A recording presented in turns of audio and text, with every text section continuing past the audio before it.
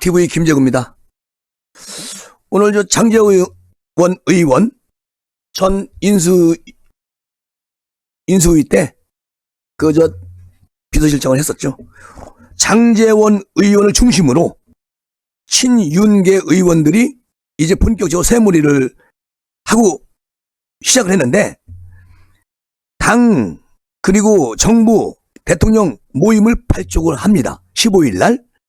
저는 너무너무 반갑다, 고맙다, 그런 생각이 들어요. 왜냐하면 국민의힘 의원들하고 정부하고 대통령실 관계자들이 함께 모여서 윤석열 정부에 필요한 정책과 비전 등을 논의하는 그런 장정대 모임이 만들어지는 겁니다. 누구나 참여할 수 있는 오픈 플랫폼 형식으로 만든다고 하네요. 그러니까 오늘 정치권에 따르면 국민의힘 의원 30명이 오는 15일 날 모임을 발족한다고 오늘 선포를 했어요.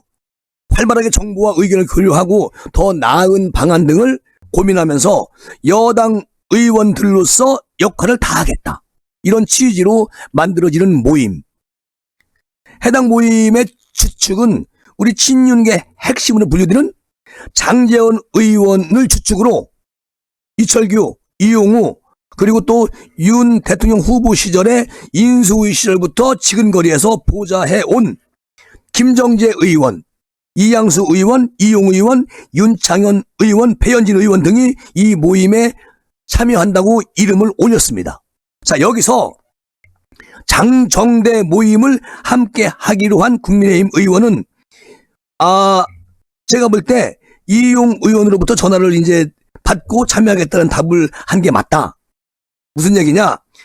정치권에서 당과 정부 대통령실 관계자들이 다 같이 정책 등을 논의하는 그런 모임을 만드는데, 저는 여기서 개인적으로 장제원 의원이 이제 주축이 돼가지고 이제 이 모임이 형성이 되는 거 아니겠습니까? 저는 여기에 안철수 의원님도 의논을 했다. 장제원 의원하고 아마도 이야기가 오고 갔어요. 왜냐면 공보 모임을 만들려고 했었지 않습니까? 근데 그 공보 모임은 안철수 의원이 이제 생각했던 것이고, 근데 그것을 지금 민들레라는 그런 모임으로 바꾸는 거예요. 여기서 이제 저는 장제원 의원이 아마도 이제 대표격인 그런 모임이라고 생각을 하는데, 개인적으로 아마도 이 모임의 이름이 민들레라고 하더라고요. 그러니까 당정 간 대화의 주도권을 당 지도부에만 맡기지 않고 우리 장제원 의원을 대표해서 세력을 확고히 하겠다는 뜻으로 나는 읽힙니다. 그리고 이준석 대표를 소외시키려는 의도도 여기에 담겨 있을 수 있다. 김재구 생각. 그런데 여기서 당 정대 모임 측에서 이제 이런 것을 이제 부인하고 있는데, 정치 하시는 분들은요, 그리고 정치를 조금 아는 분들은 딱 느낌이 옵니다. 왜냐하면 왜 이준석 대표를 소외시키려는 의도가 여기 담겨 있을까요? 너무 말썽을 많이 부려. 장제원 의원이 엄청 고생 많이 했습니다. 그 대통령 대선 때도 그렇고, 안철수 의원하고 완전히 원지간이라서 이걸 중간 역할을 하기 힘들었습니다. 장제원 의원이. 역시 장제원 의원이니까 충분히 이 실타래를, 얽힌 실타래를 푸는 거지. 만약에 장제원 의원이 아니었으면 이게 지금쯤 배가 산으로 갔을 거예요. 우리 윤 대통령님 당선되는 것도 엄청 힘들었을 것이고, 난 그렇게 생각을 해요. 여기 1등 공신은 장제원, 안철수가 아니겠습니까? 그래서 안철수 의원이 당대표 출마하기 위한 이 모임이 디딤돌이 될 수도 있다라는 생각을 해봅니다. 김재구는요. 그리고 이제 이게 당 정청 모임 발대식이 15일 열리는데, 아마도 이날쯤 되면 30명이 아니고 뭐 한 70명 내지는 80명 정도도 가능하다. 그 세를 불려가지고 윤석열 정부를 돕는데 큰 시너지 효과를 만들어주는 그런 모임이 아닐까, 이렇게 한번 짚어봅니다. 그런가 하면 윤석열 대통령님은 정말 행운이 있는 분이다, 이런 생각이 들어요. 왜냐하면 양향자, 민주당 출신 국회의원, 이분이 삼성전자 출신인, 거기 삼성전자인가요? 거기에서 근무했던 분이잖아요. 근데 이분이 본인이 입법으로 우리 윤석열 정부 잘할 수 있게 올인하겠다, 돕겠다, 이런 말을 했어요. 민주당에서는 이거 기분 나쁘지 않나? 하지만 양양자 의원은 굴하지 않고 원래 복당 허락하는 거 안 했잖아요. 난 무슨으로 그거 남겠다. 저 민주당 하는 행태가 너무 저질스럽다. 그래서 무소속으로 있는 양양자 의원입니다. 윤석열 대통령이 지난 7일 날인가 어제 그저께 국무회의에서 반도체 인재 양성과 관련해가지고 교육부를 질책한 것으로 언론에 기사가 나왔습니다. 그리고 어제 교육부는 반도체 관련 대학 정원 확대 검토에 들어갔지만 문제가 단순하지 않아서, 왜냐? 수도권 대학의 정원 총원이 정해져 있는 상황에서 반도체 관련 전공 정원을 늘리려면 다른 전공 정원을 줄여야 하기 때문인데요.